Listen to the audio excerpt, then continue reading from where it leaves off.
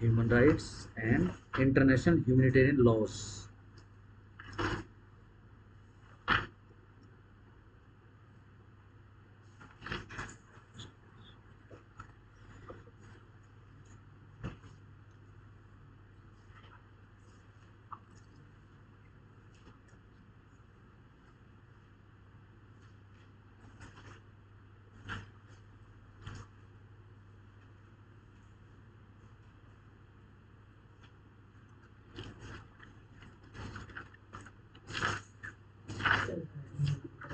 Simple human rights और IHL. आईएचएल से ध्यान रखना इंटरनेशनल ह्यूमैनिटेरियन लॉज, ह्यूमन मत करना, ह्यूमैनिटेरियन।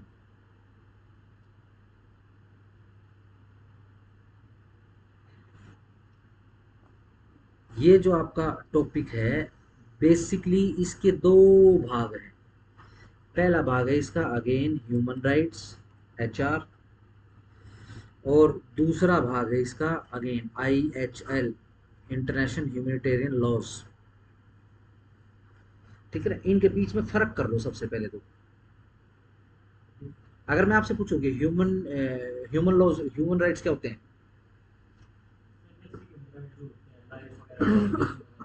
यस, जो बेसिकली इनहेरेंट होते हैं चाहे किसी भी देश का नागरिक हो। ठीक है ना, देखो जिंदा रहने का तो हक सभी सभी के पास है, चाहे पाकिस्तान का सिटीजन हो, चाहे इंडिया का सिटीजन हो, चाहे यूएसए का हो, चाहे रशिया का हो। डन, सही। लेकिन इंटरनेशनल ह्यूमन लॉज वो ह्यूमन राइट्स से रिलेटेड तो हैं बट फर्क है। ठीक है ना, लिखो जरा ह्यूमन राइट्स के नीचे लिखो these are inherent in human beings.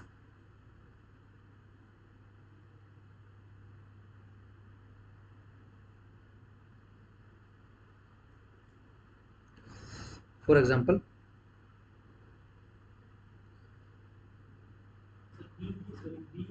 BEING, for example करके लिखो right to life slash dignified life.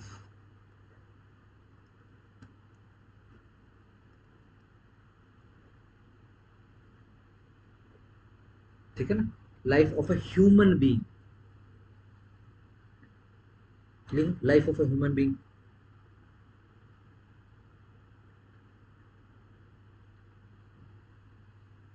ठीक है ना, लेकिन जो अपने ये इंटरनेशनल ह्यूमैनिटेरियन लॉज है ना, ये इनसे अलग है। देखो अगर मैं आपसे पूछूं कि जैसे हमारे फंडामेंटल राइट्स हैं, ठीक है, तो क्या ये सारे के सारे एब्सोल्यूट राइट्स हैं? सोचो,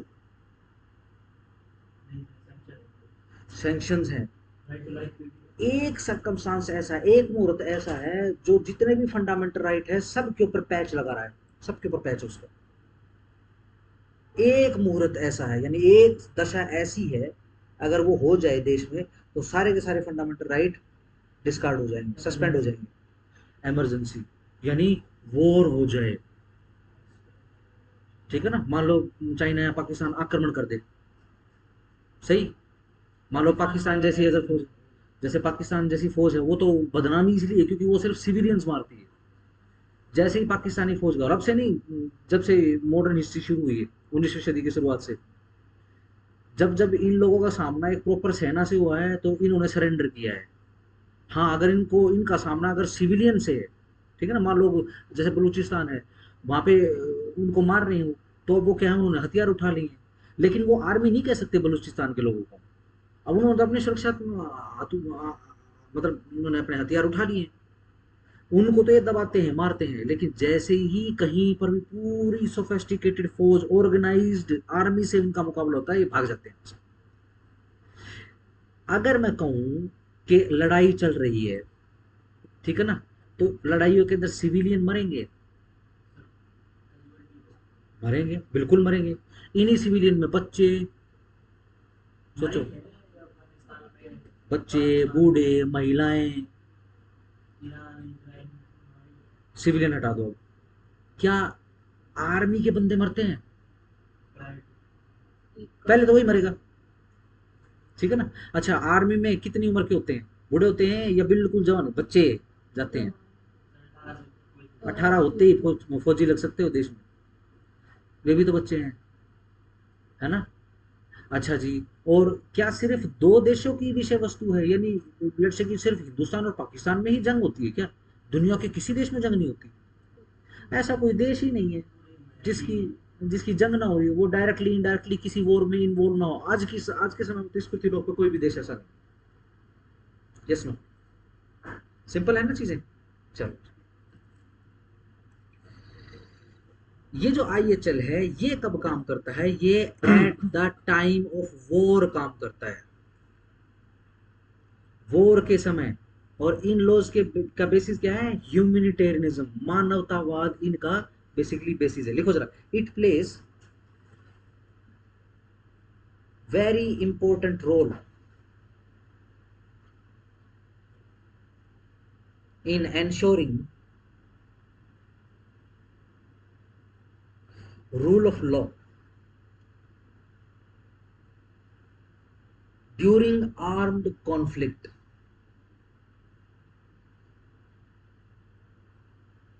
ठीक हो गया? सही। ये देखो, ऐसे ऐसे एक तो डैश हम ऐसे लगाते हैं, ऐसे लगाना डैश, ऐसे। अरे नहीं, ऊपर कह रहा हूँ।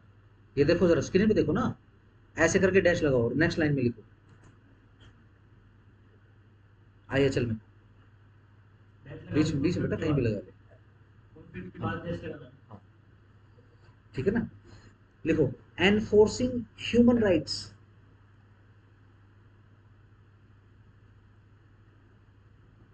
ऑफ, ऑफ के बाद दो बिंदी डैश,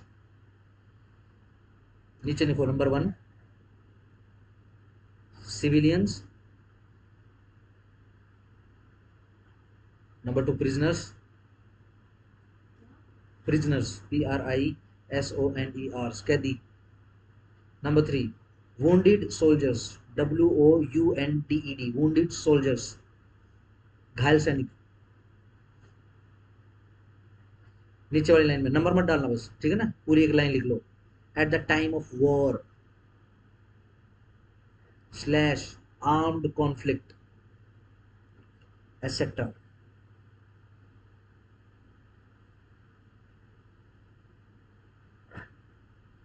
तो फर्क कर लो आज से। अगर हम कहीं पर भी अपने कानों से सुनोगे कि ह्यूमन राइट्स की बात हो रही है, तो ध्यान रखना, हम फिर वॉर जंग की बात नहीं करेंगे। लेकिन अगर हम ह्यूमन राइट्स की बात अगर हम एट द टाइम ऑफ जंग, वॉर, वर्ल्ड वॉर में करेंगे, तो हम फिर ह्यूमन राइट्स की बात नहीं करेंगे, हम इंटरनेशनल ह्यूमैनिटेरियन लॉज की बात कर रहे हैं। ठीक है ना? क्यों है ऐसा? क्योंकि देखो, सीधी सिंपल सी बात है, लेट से अगर जंग छिड़ गई, देखो दरअसल मान लो अगर जंग छिड़ गई, ठीक है, तो क्या हम किसी भी देश के ऊपर इल्जाम लगा सकते हैं कि भाई ये ह्यूमन राइट्स का वायलेशन कर रहा है? लगाने का फायदा नहीं है। और जंग में क्या होगा? ये तो ठीक ऐसा हो गया जैसे कि मान लो राजीव चौक पे हम जो है मेट्रो के अंदर घुसे, ठीक है ना, और हम जो है तो शिकायत कर रहे हैं कि बहुत भीड़ है, और क्या बिठा के लंगर खिलाएंगे वीडियो की।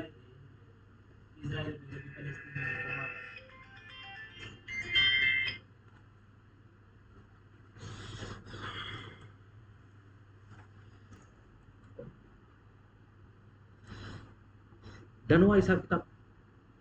सीधी सिंपल सी बात है, जब दो देशों के बीच में लड़ाई हो रही है तो कोई फायदा नहीं है शोर मचाते रहो।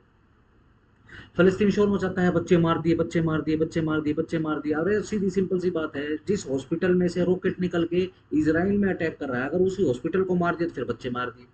होगा भैया, ये कैजुअलिटी होगी। ये फलस्तीन की जिम्मेदारी है कि फलस्तीन के जो सिविलियन एरियाज हैं उनमें से आतंकवादियों को बाहर निकालें। नंबर 1 ये आतंकवादियों की ही जिम्मेदारी है। फिर भैया महिला और बच्चों के पीछे क्यों छुप रहे हो? इतने ही मर्द हो तुम, आतंकवादी अटैक करते हो तो लड़ो ना सेना से, लड़ो, देखते हैं किसमें ताकत है। तुमसे तो कमजोरी इसराइल है, लड़ लो। एक आदमी सिर्फ उसी परिस्थिति में, ठीक है ना, जब वो खुद फेयर हो, तभी सिर्फ ह्यूमन राइट के इल्जाम लगा सकता है दूसरे देश के ऊपर। खुद ही वो इक्विटी बिठा ही नहीं पा रहा है। समझ पा रहे हो ना? सही। इस बार इसराइल ने क्या किया, ऊपर ड्रोन लगा दिया, ठीक है ना, वो ड्रोन कैप्चर कर रहा है। ये लोग हॉस्पिटल से रॉकेट आ रहे हैं, पूरा प्रॉपर रिकॉर्ड बनाया, ठीक है जी, और वहां पे सायरन बजा रहे हैं कि भाई सिविलियन वहां से निकल जाए। फिर भी मर रहे हैं तो भाई मर ही रहे हैं, फिर तो ये जानबूझ के पूरी पूरी पॉपुलेशन ही आतंकवादी होगी फिर तो। ठीक हो गया। स्कूल में से रॉकेट निकल रहे हैं, हॉस्पिटल में से रॉकेट निकल निकल के आ रहे हैं, ठीक है जी। और जैसे कोई मस्जिद है, वो मस्जिद में से रॉकेट निकल निकल के आ रहे हैं, तो बस पूरा मुल्क आतंकवादी है। मारो, खत्म करो। जहां से रॉकेट निकलेगा वहीं पे। इसराइल की स्टेटमेंट थी, इस बार हम छोड़ेंगे नहीं, जहां से रॉकेट निकलेगा उस एरिया को खत्म कर देंगे। रेजिडेंशियल बिल्डिंग्स तक को, इस बार आपने वीडियो देखे होंगे, उड़ाया उन्होंने। कहते रहो सिविलियन मर रहे हैं ये, पर कर क्या रहे हैं वहां पे? प्रॉपर सायरन बजा तो दिया, और क्या चाहिए? ये सुनो, आप कितनी ही कोशिश कर लो, वॉर के समय पर ह्यूमन राइट्स वोलेट हो गए, आप ये बचा ही नहीं पाओगे, आप ये कह ही नहीं पाओगे, क्योंकि अगर वॉर है तो ह्यूमन राइट्स तो वोलेट होंगे ही। सिंपल हो गया। हाँ, फिर इंटरनेशनल ह्यूमैनिटेरियन लॉज के अकॉर्डिंगली क्या बात करेंगे फिर हम अकॉर्डिंगली बात करेंगे कि लेट्स से अगर दो देशों के बीच में जंग हो गई है, और मान लो एक दूसरे के सैनिक अगर कैप्चर कर लिए हैं, बंदी बना लिए हैं, तो उनके साथ कैसा व्यवहार करना है। सही। पाकिस्तान की तो हिस्ट्री रही है, ये जितनी जंगों में सामने आए हैं, ठीक है ना, तसल्ली से छितर खाए हैं इन्होंने, ठीक है ना, हर बार इन्होंने सरेंडर किया और हर बार भागे हैं। हर बार खेत छोड़ के भागने वाली कौन? ठीक हो गया। लेकिन ये हमेशा जो कवर ऑपरेशंस है ना, ठीक है ना, अपने कमांडो को भेजते हैं रात को, ठीक है जी, 15-15, 20-20 कमांडो इनके रात को बॉर्डर क्रॉस करते हैं और यहाँ से सैनिकों को पकड़ के ले जाते हैं। फिर उनके साथ बर्बरता करते हैं, उनके शवों को भी क्षत विक्षत करके, उनके टुकड़े टुकड़े करके, ठीक है ना, फिर वापस पहुंचाते हैं। अब ये ढका छुपा नहीं है, ठीक है ना, अब तो मूवी बन गई इसके ऊपर, और वो बिल्कुल ओरिजिनल केस है, देखा किसी ने वो?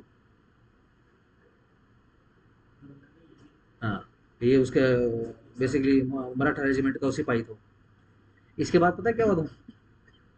इसके बाद एक ऑपरेशन चलाया गया था, ठीक है जी, एक ऑपरेशन वहां चल रहा था पाकिस्तान के अंदर, ठीक है जी, एक बॉर्डर के ऊपर चल रहा था। सभी फौजी पकड़े थे, बहुत सारे पाकिस्तान की। और बैठ के कमांडो तो जनरली, बैठ का कमांडो अगर ये पता चले कि बैठ के कमांडो, बैठ बैठ बेसिकली वहाँ का एक ऑपरेशन कमांडो टीम होती है पाकिस्तानी, ये इस तरीके से छुप के वो करते हैं। अगर ये पता लग जाए बीएसएफ को कि बैठ के कमांडो वहाँ है, तो वो पूरा जाल बिछाते हैं, बैठ के कमांडो को बिल्कुल नहीं छोड़ते। ठीक है ना, बैठ के कमांडो के नसीब में लिखा जा चुका है कि उसको कुत्ते ही मौत मरना है। बैठ धीरे धीरे खत्म हो रहा है पाकिस्तान। डन। तो भैया एक दूसरे के अगर आपने सैनिक पकड़े हैं तो किस प्रकार उसके साथ व्यवहार करना है, टॉर्चर नहीं करना। अगर आपने टॉर्चर कर दिया तो yes, international humanitarian laws breach हो गए हैं। ठीक हो गया। कोई जंग चल रही है तो उसकी सिविलियन के साथ क्या व्यवहार करना है ना? चाहे जंग चल रही हो चाहे ना चल रही हो, सिविलियन या फिर आर्मी, वो तो खाना खाएगा ही। उनके नेचुरल रिसोर्सेज जो वहां का है environment, उसके साथ क्या करना है, ये इंटरनेशनल ह्यूमैनिटेरियन लॉज के अंदर आ जाते हैं। डन हो गया, सिंपल। आगे चलें, चलो हेडिंग बनाओ जरा, ह्यूमन राइट्स।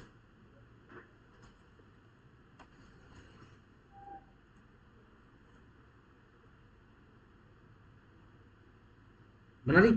चलो, ह्यूमन राइट्स के भी दो टुकड़े कर लो। फंडामेंटल लिखो एक तीर के नीचे,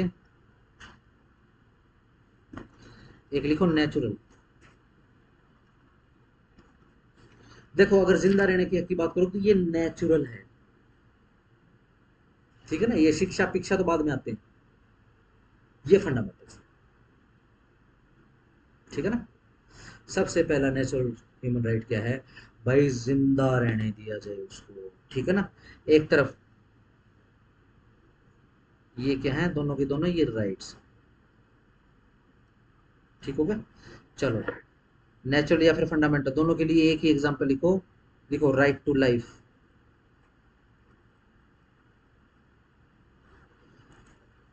कोमा लिबर्टी,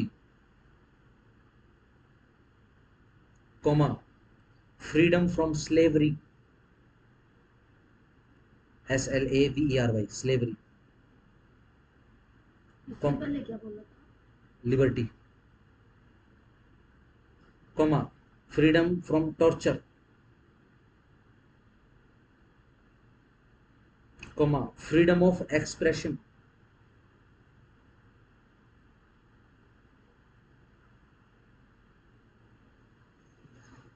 ठीक हो गया। चलो जी, एसेट्रा कर दो। नेक्स्ट हेडिंग बनाओ फटाफट, UNO and human rights.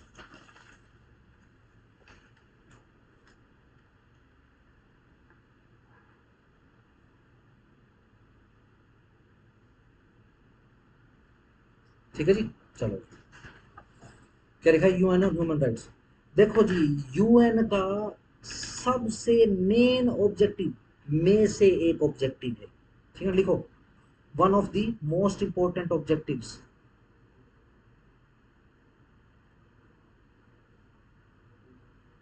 Of UN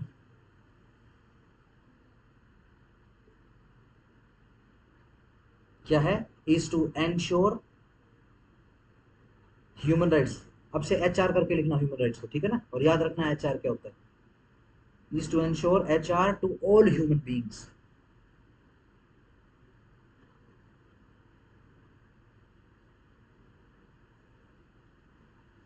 ठीक है जी। एक सब हेडिंग डालो, प्रीएम्बल ऑफ यूएन चार्टर, या simple UN charter slash preamble.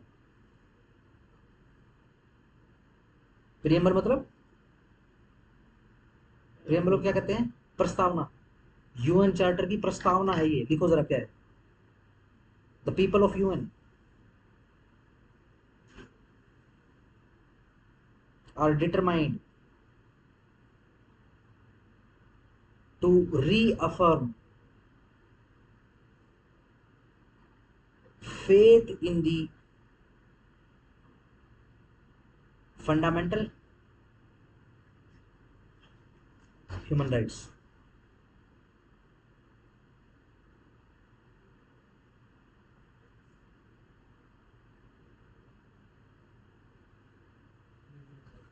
ठीक है जी। एक सब हेडिंग और बनाओ, लिखो first article of UN charter. देखो फर्स्ट आर्टिकल क्या कह रहा है।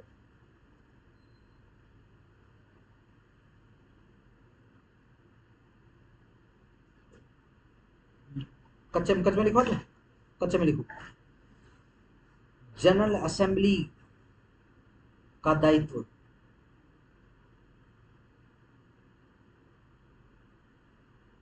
क्या? To promote HR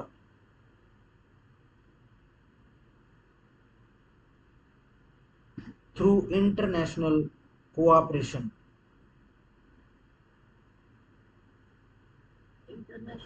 cooperation, COOPERATION, cooperation and the economic and social council।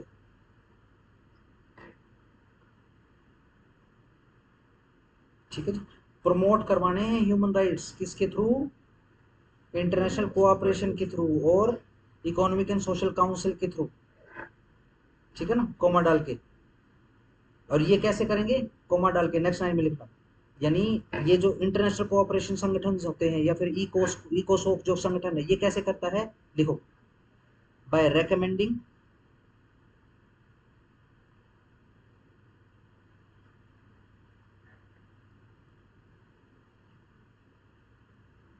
Promotions and promoting respect for observing HRs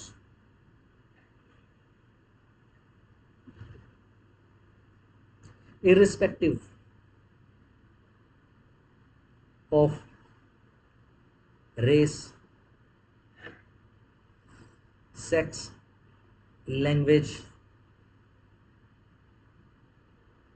religion, etc।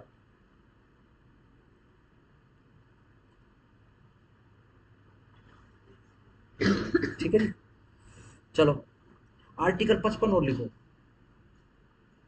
UN का, हेडिंग बना लो article 55। Simple, UN to promote, देखो क्या लिखा है, UN to promote universal respect for and observance of, for and A and D and observance of HR and fundamental freedom for all without distinction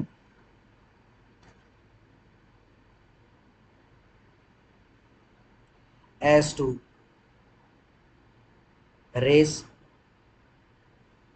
sex, language, religion etcetera.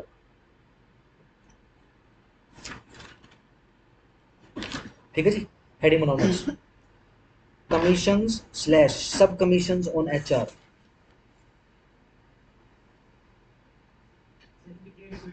बिल्कुल, sub commissions सब लिखवाऊंगा।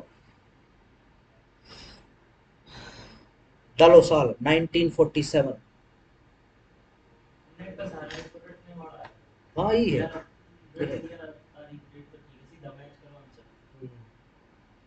Simple, 1947 में सब commission है, लिखो एक सब commission है। सब कमीशन का नाम लिखो, लिखो prevention of discrimination and protection of minorities.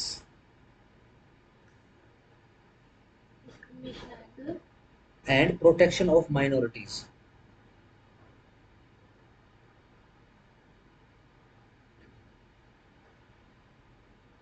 ठीक हो गया। देखो इस, ये जो सब कमीशन थी ना, इसका नाम चेंज कर दिया गया। इसके नीचे एक छोटा सा हेडिंग वाला वर्ड डालो, renamed in 1999।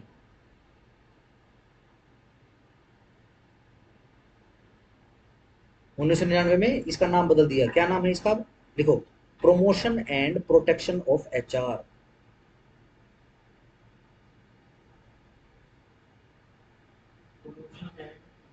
Protection of human rights. ठीक है जी। चलो इस पॉइंट से बाहर आ जाओ, नेक्स्ट पे साल लिखो 1946। अगर डेट लिखनी है तो डेट भी लिख लो, 21 जून 1946।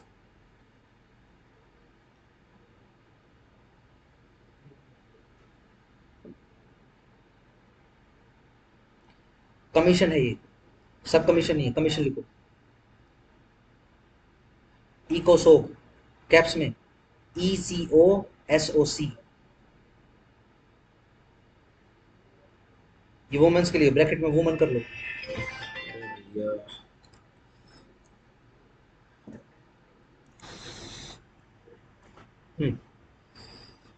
क्या लिखा है? 21 जून 1996, ये वुमन के लिए बना है।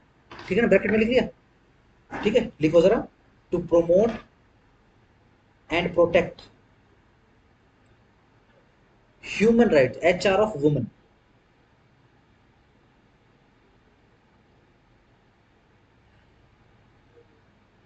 comma the economic and social council on the status of woman। Woman के बाद कोमा, ये जो आपने लिखा ना, promote and protect HR of woman, comma the economic and social council. हाँ, ये जो इकोसोक लिखा ना आपने, इसी कारण से हम इसको इकोसोक कह रहे हैं, economic and social council. Social council on the status of woman, woman. ठीक हो गया जी। चलो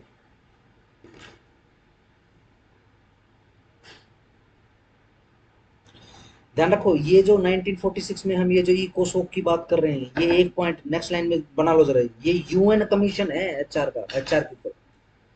ये यूनाइटेड नेशन का कमीशन स्वयं है ये।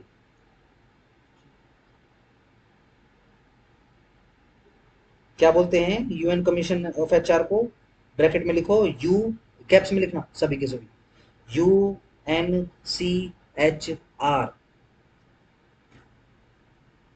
कैप्स में लिखना बेटा, कैप्स बड़े होते हैं, UNHCR, ये कैप्स होता है।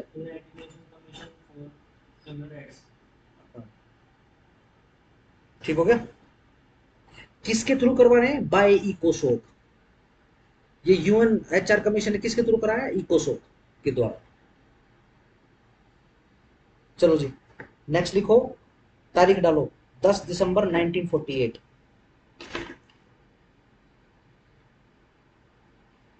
लिखो UDHR, ऐसे कैप्स में लिखो UDHR, लिखो इसका फुल फॉर्म, लिखो इसकी यूनिवर्सल है, हाँ, यूनिवर्सल डिक्लेरेशन ऑफ HR। ये UN स्वयं ही है, जैसे इसमें बताया UNHCR स्वयं ही है basically, universal declaration of HR।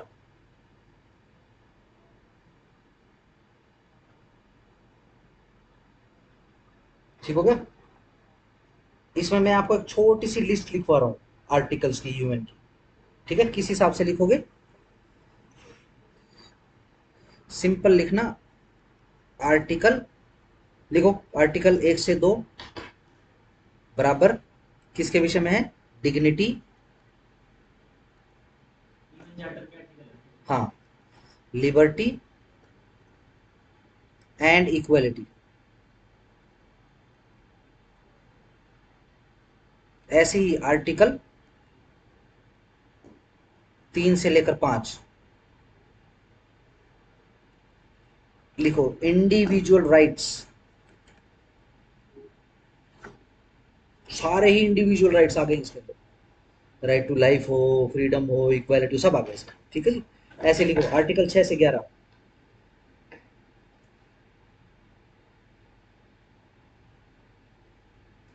ठीक है जी। ये किसके विषय में, लिखो fundamental लीगेलिटी of HR,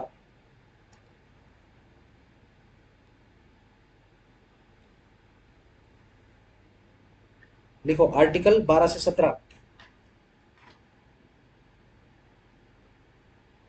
rights towards community, towards community, article 18 से 21, कॉन्स्टिट्यूशनल लिबर्टीज की बात कर रहे हैं,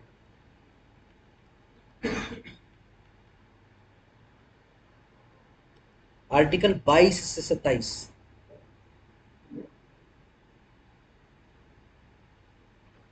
लिखो इंडिविजुअल्स, ऊपर कोमा डाल के एस वाला, individuals economic comma social and cultural rights,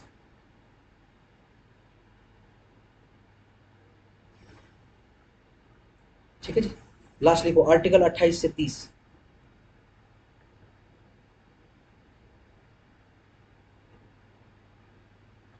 ये किसके विषय में है, लिखो contain general ways of using above mentioned rights,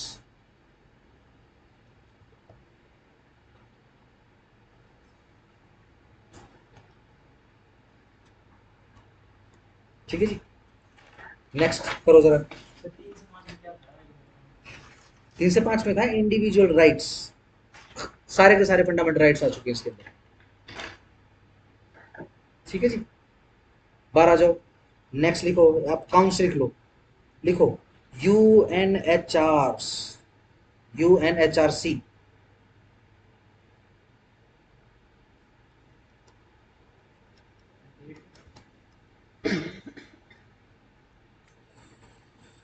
15 March 2006,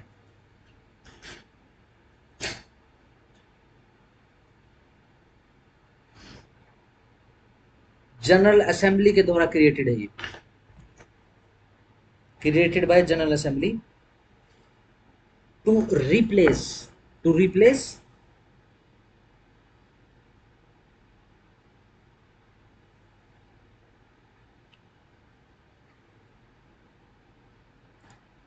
UNCHR, किसको रिप्लेस किया, United Nation commission on human rights, yes.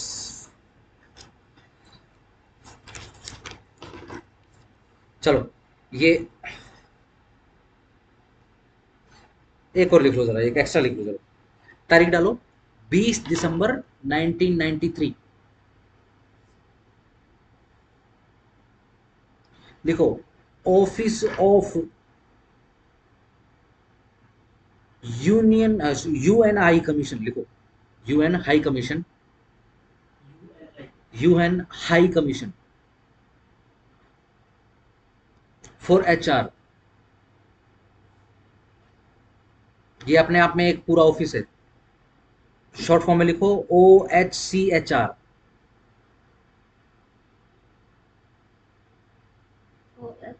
सी सी बोल लिख लिया ना हमने, हाँ OHCHR। हाँ, ठीक हो गया। चलो जी, हेडिंग बनाओ जरा, देखो international covenant on HR, covenant COVENANT, meetings वगैरह हुई हैं, कन्वेंशंस वगैरह, इनकी बात हो रही है। ऑन एचआर लिख लिया, लिखो number 1, international covenant on civil and political rights,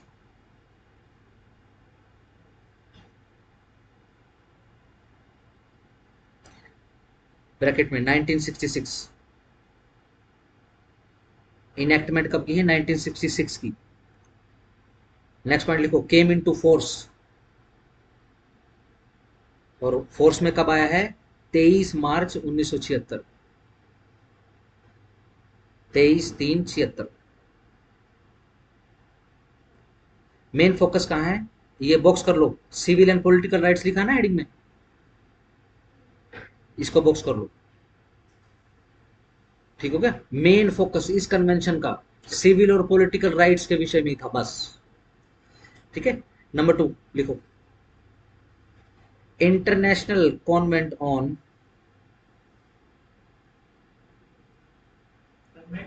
हाँ COVENANT, covenant, VENANT, on economic, social, comma डाल के social and cultural rights,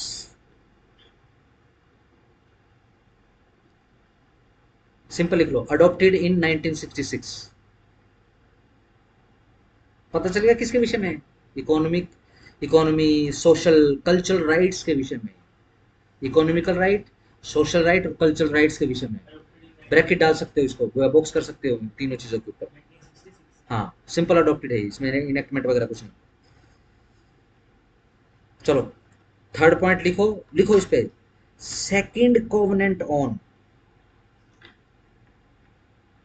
civil and political rights,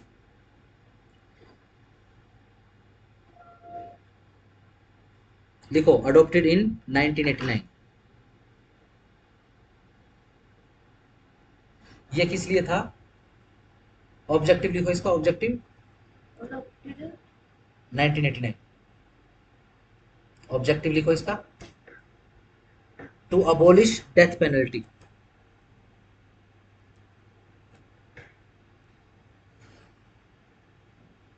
ठीक है जी, पुराने समय में पूरे ऐसे राइटिंग के वो आते थे, कंपटीशन होते थे कि देश के अंदर या किसी भी पढ़े लिखे इंटेलिजेंट समाज के अंदर क्या मृत्यु दंड जैसे पेनल्टीज या सजाएं होनी चाहिए, तो बड़े बड़े ऐसे लिखते थे, बड़े बड़े रिसर्च पेपर छपते थे, ठीक है ना। अब फेल हो गया ये कंसेप्ट बेसिकली, अब तो समाज के लिए जीने के लिए, आगे फर्दर जीने के लिए जरूरी हो गया, ठीक है ना। मान लो अगर हटा दें, डेथ पेनल्टी हटा दें, अब ये जो आतंकवादी हैं जो सैकड़ों लोगों को मार के इनको जेल कर देंगे, जब ये 20 साल के बाद बाहर छूटेंगे, ये फिर हम ऐसा काम करेंगे सोसाइटी, यस, इनको तो और अथॉरिटी मिलेगी, ले हमको तो कुछ नहीं होगा, जेल में जी लेंगे, वहां से अपना नेटवर्क चला लेंगे, वहां मरवा देंगे, नफरत तो वहां भी है करने के लिए, वहां का काफिर नहीं, ठीक है ना। चलो नेक्स्ट हेडिंग बनाओ, world conferences on HR,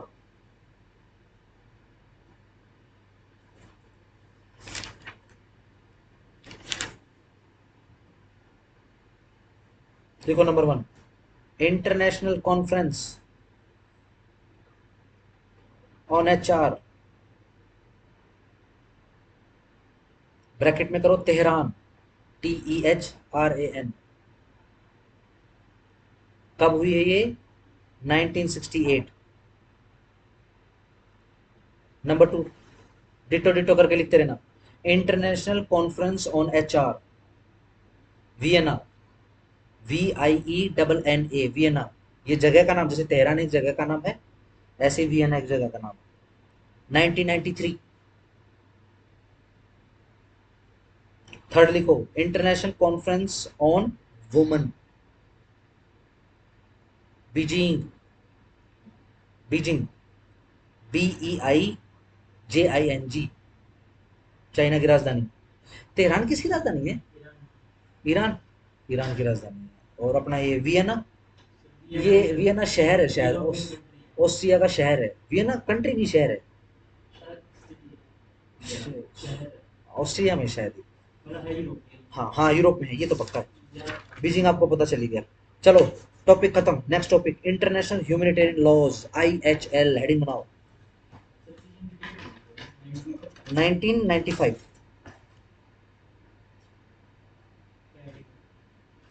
IHL, ये क्या बोलते हैं, ह्यूमन राइट्स खत्म हो चुका आपका।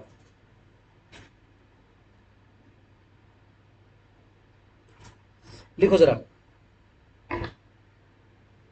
अकॉर्डिंग टू, डेफिनेशन लिखो पहले इसकी। अकॉर्डिंग टू इंटरनेशनल कमेटी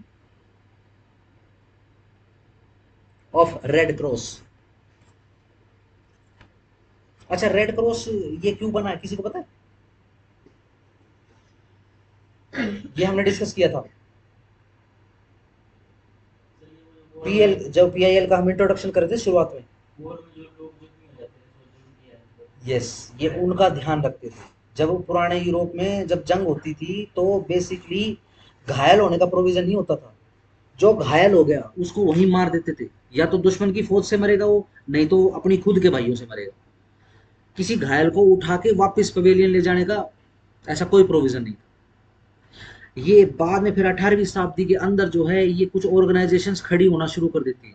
ध्यान ध्यान रखना, रेड क्रॉस सोसाइटी एक बिजनेसमैन की बनाई हुई है। उसने बोला कि भाई इनको मारने की क्या जरूरत है, इनको ठीक करो, इनसे और लड़ाइयां लड़वाओ। पुराने समय में सीधा सिंपल, अगर आपने एक शहर ने, एक गांव ने दूसरे गांव के ऊपर हमला किया, तो जो गांव जीतने वाला है वो हारने वाले गांव को खत्म कर देगा। गांव को खत्म करने का मतलब है कि पॉपुलेशन बिल्कुल खत्म, किसी भी सिविलियन के कोई भी राइट्स नहीं थे। ठीक हो गया? ये इस तरीके के जानवरों जैसे समाज के अंदर, चलो ठीक है, एक आशा की किरण रेड क्रॉस के नाम से जागी, आज भी काम करती है रेड क्रॉस। और एक समय पर जितने भी, चाहे वर्ल्ड वॉर 1 चाहे वर्ल्ड वॉर 2, उसके अंदर अगर कोई भी डॉक्टर की ड्रेस के अंदर है, रेड क्रॉस का निशान क्या है पता है किसी को? हाँ, ये रेड कलर का होता है सारा का सारा। और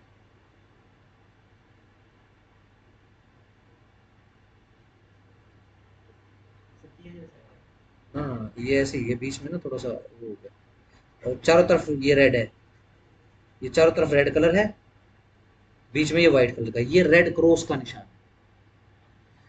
आज भी ये दो देशों की लड़ाई में UN के साथ मिलकर सर्व करता है वहां पे।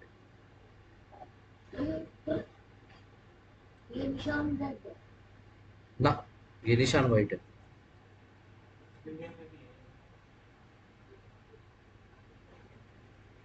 एक समय पे डॉक्टरी पेशे का भी निशान बन गया था ये।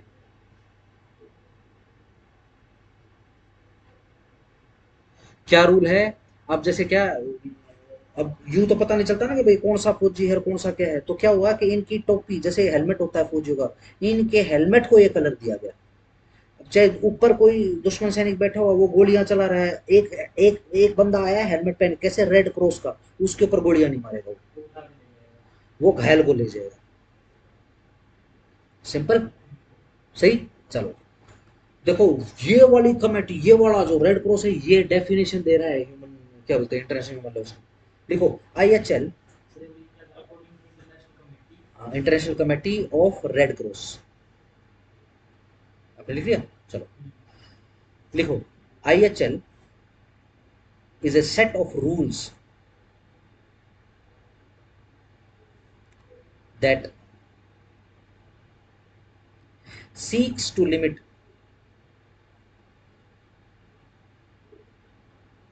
the effect of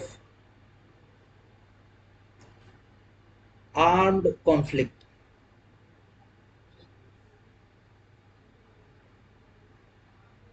ठीक है जी, full stop. It protects people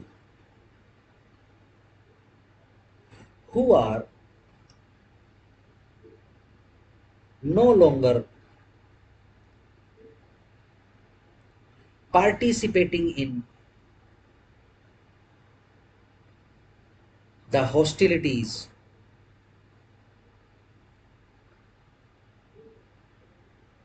and further restricts the means and methods of warfare,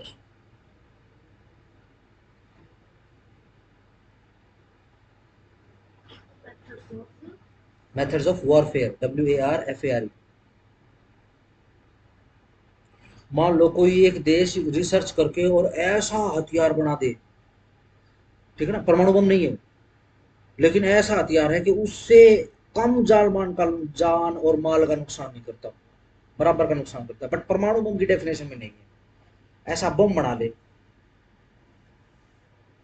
ठीक है ना, रेड क्रॉस सोसाइटी उस बॉम्ब को भी क्रिटिसाइज करेगा। ध्यान रखना, इस बॉम्ब का जिक्र आएगा, दी क्लस्टर बॉम्ब जिक्र आएगा इसका, ये चल। क्लस्टर बॉम्ब एक ऐसा बॉम्ब होता है, मैं एक बार आपको बता दूं।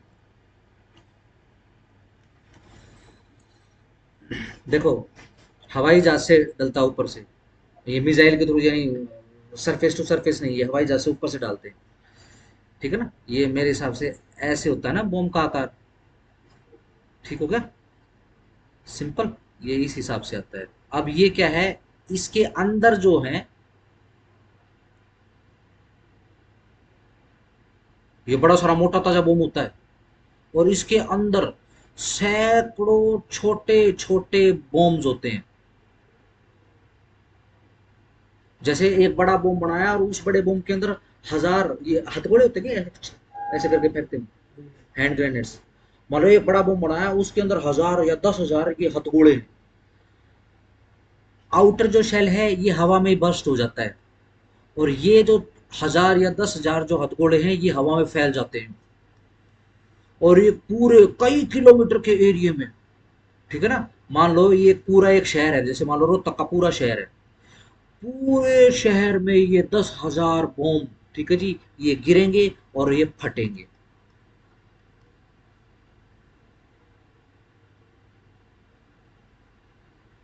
बाहर जो भी, जो सुरक्षा के अंदर नहीं, क्योंकि छर्रे वाले बम होते हैं, पता हो ना, बम फटने से कोई नहीं मरता, उसके छर्रे लगने से मरते हैं,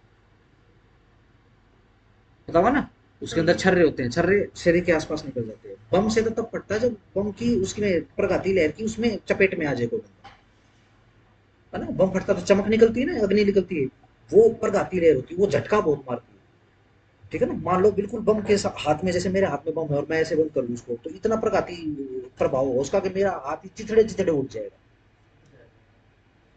दूर अगर कोई आदमी खड़ा है, क्योंकि बम की प्रगति लहर की चक्कर में या चपेट में नहीं आया, तो उसको ये छर्रे नुकसान देंगे, ठीक है जी। ये बॉम्ब होता है ऐसा। ये तो सिर्फ एक अपने अंदाजे से एक छोटा नंबर बता रहा हूँ मैं, 10,000 घोड़ों के बराबर बड़े बड़े होते हैं, उसमें से बहुत छर्रे निकलते हैं। और इसमें टाइमर भी सेट हो जाता है कि भाई जमीन से 8 फुट ऊपर फटेंगे, कोई भी जमीन के ऊपर नहीं फटेगा, जमीन से 8 फुट ऊपर फटेंगे सारे के सारे बम। कितना नुकसान होगा, एक बम नीचे फटा है जमीन पे रख के, कम नुकसान होगा। एक ऊपर फटा है वो तो 360 डिग्री में नुकसान करेगा, है ना, याद रखना, ये क्लस्टर बॉम्ब को याद रखना, ठीक हो गया, सही। यूट्यूब पे जाके सर्च करना। अभी पीछे मेरे का सीरिया वगैरह में लड़ाई हुई थी, रशिया ने रशिया के ऊपर इल्जाम लगाया कि रशियन जो बॉम्बिंग एयरक्राफ्ट हैं उन्होंने क्लस्टर बॉम्ब फेंक दिया है इराक के ऊपर, और वो दिखाते भी होते हैं, वो पूरे शहर में वो एकदम चमक सी फैलती है पूरे शहर में करके, ठीक होगा। लेकिन रशिया बाद में क्लियर करता है कि नहीं, ये क्लस्टर बॉम्ब नहीं था। क्लस्टर बॉम्ब की इज्जत में तो पूरा का पूरा शहर आ जाता, पूरा का पूरा बगदाद आ जाता, बट बगदाद की एक गली में ये बम छोड़ा गया था, ये क्लस्टर बॉम्ब नहीं था, ठीक होगा, रोक है इसके ऊपर, ठीक है ना। जब कभी भी लड़ाई होती है तो पाकिस्तान जो इसके अंदर ये जो छर्रे वाले छोटे छोटे बॉम्ब्स है ना, ये बहुत करता है हमारे खिलाफ। ये बम्बों के अंदर फिट करके कर देता है ये काम। चलो लिखो नेक्स्ट डेफिनेशन लिखो, अकॉर्डिंग टू यूरोपियन कमीशन।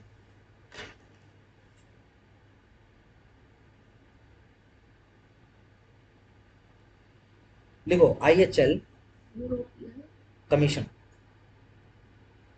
लिखो IHL lay out the responsibilities, lay out the responsibilities of states slash non-states armed group during an armed conflict।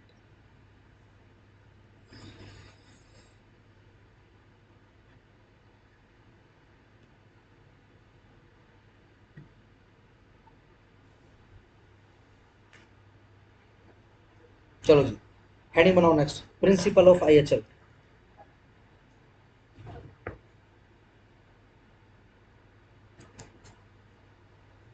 ठीक है जी, हाँ जी प्रिंसिपल्स बिल्कुल शॉर्ट फॉर्म में लिखना। Number 1 humanity. भाई लड़ाई लड़नी है लड़ाई लड़ो, ये क्या एक दूसरे के सैनिक पकड़ के एक दूसरे की औरतें पकड़ के ये क्या कर रहे हो भाई? ठीक है ना, आज तक वियतनाम के लोग अमेरिका को गाली देते हैं, ये वियतनाम की फौज गई वहां पे, ठीक है जी, और उन्होंने खुलेआम रेप किए वहां पे, पूरी की पूरी जनरेशन खराब कर दी वियतनाम की।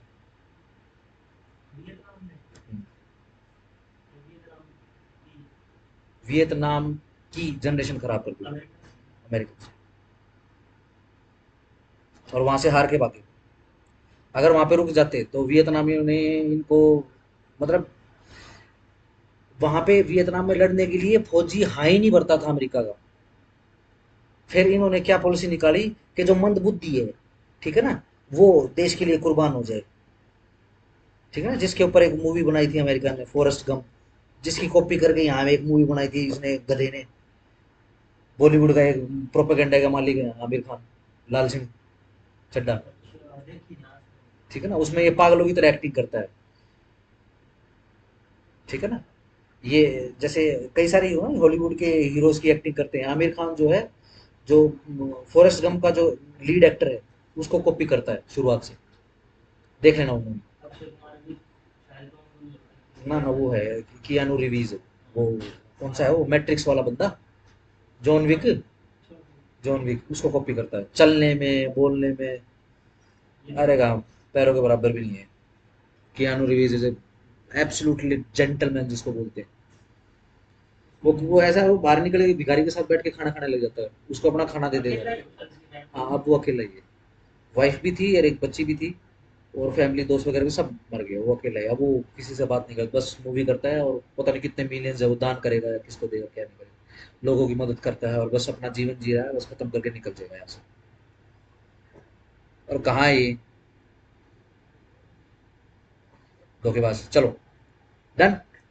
ह्यूमैनिटी लिख लिया नंबर 1 प्रिंसिपल। नंबर 2 लिखो, distinction between civilian and combatant, COMBATANT, लड़ाई करने वाला और सिंपल एक साधारण सिविल बंदा, इनमें डिस्टिंक्शन पैदा करता है। नंबर 3 प्रोपोर्शनैलिटी, PROPORTIONALITY, PROPORTIONALITY, ये क्लस्टर बॉम्ब है ना, लिख लो cluster bomb, CLUSTER, cluster bomb banned. कई प्रकार के हथियार हैं, उनके ऊपर रोक लगा दी गई है। ध्यान रखो, लड़ाई हो जाए तो बड़े छोटे छोटे बम आते हैं, आप वायरस छोड़ दो उनके एरिया में खत्म, बट ये रासायनिक बॉम्ब बैंड है, you cannot use the chemical bomb. Yes, ठीक है ना, दुनिया का पहला केमिकल बॉम्ब चाइना ने बनाया था, मानव मल से बनता था वो फोड़ देते थे वहां पे, उससे धुआं निकलता था, जो भी उस धुएं को इनहेल कर लेता था उसको उल्टियां 10 लग जाती थी। एक फौजी जिसको उल्टी 10 लग जाती है, ठीक है ना, निकलना है तो निकल जाना।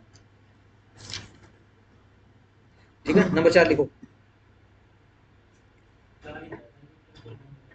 4 था क्या? ये तो आपने इसकी साइड में किया था, फोर्थ नंबर पे लिखवाया था। हाँ, प्रिंसिपल में ही लिखवाया। तीसरा, हाँ चौथा लिखोगे ना वो। हाँ हाँ, तो इसी के चौथा साथ लिखोगे ना।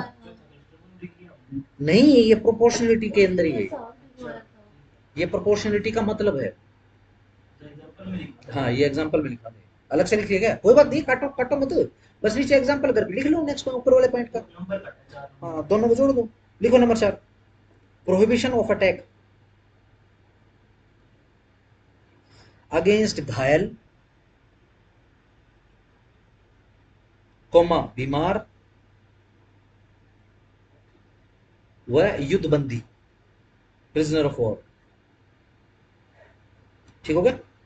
Number 5, to avoid inflicting unnecessary suffering.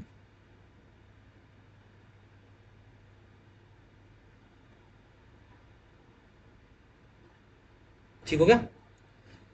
खाम खा जाकर बहुत ज्यादा किसी देश को, किसी कम्युनिटी को पड़ताड़ना नहीं देनी है। हार गया वो, उसने सरेंडर कर दिया, आ जाओ वहां से बस। यूं नहीं है कि हार गया तो कोई बात नहीं, हारे वो को गोली मारो, उसने हाथ उठाया मारो खत्म कर दो सब कुछ ऐसे। ये जानवरों की तरह व्यवहार मत करना, ये नहीं करना, इसकी जरूरत नहीं है। ठीक है ना। बाय द वे, ये जो IHL के जो प्रिंसिपल्स है ये सारे के सारे गीता से लिए गए, ठीक है, सेम प्रिंसिपल्स। घायल सैनिक के साथ लड़ाई नहीं करनी है, वुमन वुमन के साथ वुमन ही लड़ाई लड़ेगी। अगर उम्र में कम कोई योद्धा है तो उसके साथ कम उम्र का योद्धा लड़ेगा। ठीक है जी। थर्ड जेंडर का अगर कोई लड़ रहा है तो थर्ड जेंडर का ही उसके सामने थर्ड जेंडर के साथ लड़ाई लड़ेगा। हर जेंडर और एज ग्रुप के बंदे लड़ाई लड़ते थे पुराने समय में। सूर्यास्त के बाद नहीं लड़ेगा, सूर्यास्त से पहले नहीं लड़ेगा। ठीक है जी। सिंपल केमिकल्स या फिर नियत्ते के प्रवाह नहीं करेगा। ठीक है जी। अगर सैनिक सो रहा है तो उसका कोई उसको उसके उसके ऊपर जाके आक्रमण नहीं करेगा। याद है अश्वत्थामा के साथ क्या किया था श्री कृष्ण ने? क्योंकि सोए हुए जो थे पांडवों के जो बच्चे सो रहे थे उनके ऊपर ब्रह्मास्त्र छोड़ दिया था उन्होंने। बीज विनाश कर दिया था अश्वत्थामा ने। फिर अश्वत्थामा को श्राप मिल गया था। उसके यहाँ पे वो अमर मणि थी, अमर मणि निकाल दे, अब तू जो है एक घाव लेके रिश्ते हुए और बदबू वाले घाव को लेकर घूमेगा पूरी पृथ्वी में। कब तक घूमेगा? जब तक कल की अवतार नहीं हो जाता। कल की अवतार आके तेरे को मोक्ष देगा। ठीक होगा। देखो, अगर उस समय भी कोई भी इंटरनेशनल ह्यूमैनिटेरियन लॉज का अगर कोई उल्लंघन करता था तो कितनी भयानक सजा मिलती थी। ये सबसे भयानक सजा है कि अपना शरीर गलते हुए देखना, उसको रिश्ते हुए देखना और महसूस करते रहना। और कब तक? कयामत तक, the end of the earth, the doomsday तक। दोनों का सबसे भयंकर सजा है ये मृत्यु से भी भयंकर है। डूब जाएगी। चलो देखो, नेक्स्ट हेडिंग बनाओ, कन्वेंशंस एंड प्रोटोकॉल्स।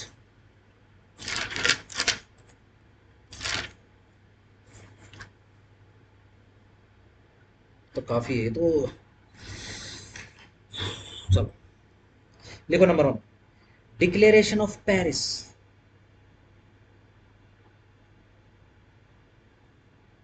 1856। देखो याद करो, ये कौन से चैप्टर में मैंने आपको बताया था कि पुराने समय में क्या होता था, समुद्री मार्ग के ऊपर, क्योंकि व्यापार किससे? समुद्र के थ्रू होता था।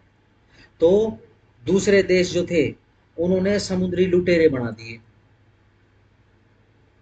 याद करो, अब जमीन का रास्ता हिंदुस्तान तक पहुंचने का, यूरोप से हिंदुस्तान, अफ्रीका से हिंदुस्तान पहुंचने का, ये मुस्लिम्स के कब्जे में आ चुका है। और ये हर किसी से नफरत करते हैं।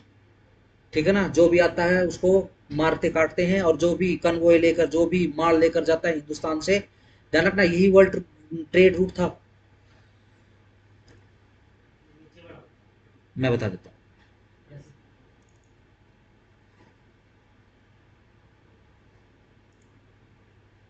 आप ये इस देश के जो फेक और बिके हुए हिस्टोरियन है उनसे आप वर्ल्ड ट्रेड रूट को आप सिल्क रूट इस देश का थका हुआ, हारा हुआ और बोगस और नकली इतिहासकार, वो सिर्फ किस लिए? क्योंकि उसके अंदर कुंठा है अपने देश के प्रति, अपने पूर्वजों के प्रति। ठीक है ना? है ये कैसे सरवाइव कर रहे थे? तो क्या है, अब वो नीचा दिखाने क्यों? क्योंकि उन्होंने पश्चिमी देशों से पैसे लिए हुए। ठीक है जी। खैर इस पे तो शायद पेन नहीं चलेगा, नहीं चलेगा ना इस पे।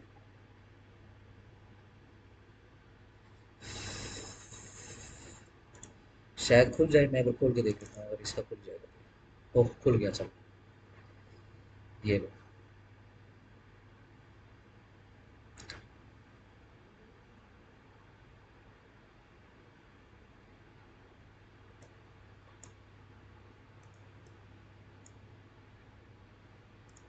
नहीं,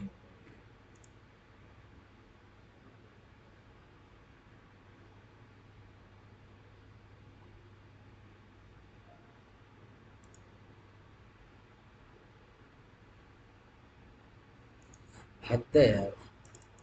ये फिर से वही खुल गया। चलो मैं यही खोल लेता हूँ।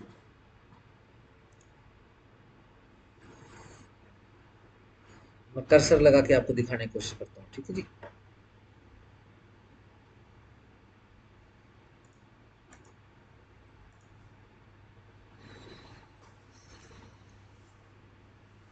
ये देखो, डन। ध्यान रखना, सबसे इंपॉर्टेंट देश हिस्ट्री का कोई फर्क नहीं पड़ता कि 2 टके का कोई इतिहासकार जो नकली है, ठीक है ना, जो पाश्चात्य ताकतों से पैसे लेकर अपने ही पूर्वजों को गाली दे रहा है। अगर पूर्वज नहीं होते तो हमारा नामो निशान नहीं होता। कितने देश मिट गए, चारों तरफ के सारे तो मिट गए। क्यों? क्योंकि हमारे पूर्वजों ने लड़ाई लड़ी, वो हारे नहीं। लेकिन एक इतिहासकार की दृष्टि से देखो, उसको इस देश में सिर्फ हारे हुए हीरोज नजर आते हैं। कोई बात नहीं भैया, कोई बात नहीं, लिख ले। एक दिन तेरी चोरी पकड़ी जाएगी, जो पकड़ी जाने लग गई है। लोग पकड़ने लग गए हैं, कॉलर पकड़ के पूछ रहे भाई क्या लिख रहा है। Romila Thapar is disappeared now, वो कहीं भी किसी भी स्टेज पर आपको दिखाई नहीं देती। वरना कोई भी हिस्टोरिकल डिबेट उसकी प्रेजेंस के बिना पूरी नहीं होती थी। She is the queen of the fake historians among the country. उनकी सबकी रानी हो, और डायरेक्ट पैसा उठाती हो, और गंदी हिस्ट्री, और वो भी विपक्ष हिस्ट्री, हिंदुओं के खिलाफ घृणा की वो वाली हिस्ट्री लिखती है, छोटे छोटे बच्चों को पढ़वाती है। ठीक है ना? चलो ये देखो जी, पुराने समय में समुद्र से भी व्यापार हो रहा है। ठीक है ना? ये देखो कहां से, ध्यान रखना, ये यहाँ पे पनामा नहर है, ये दिखाई दे रहा है इधर, तरसा दिखाई दे रहा है आपको इसराइल। यहाँ पे पनामा नहर है, ये ध्यान रखना, ये कृत्रिम रूप से बनाई गई है। ये अपना मेडिटेरेनियन जो सी है, और ये जो रेड सी था, इसको जोड़ा गया है यहाँ से काट के। तो स्वेज है ये। अच्छा फिर स्वेज होगी फिर ये शायद। हाँ सॉरी, हाँ हाँ पनामा लिखा, हाँ यस यस, ये स्वेज नहर है। ठीक है ना? ये जमीन के टुकड़े को काट कर जो है,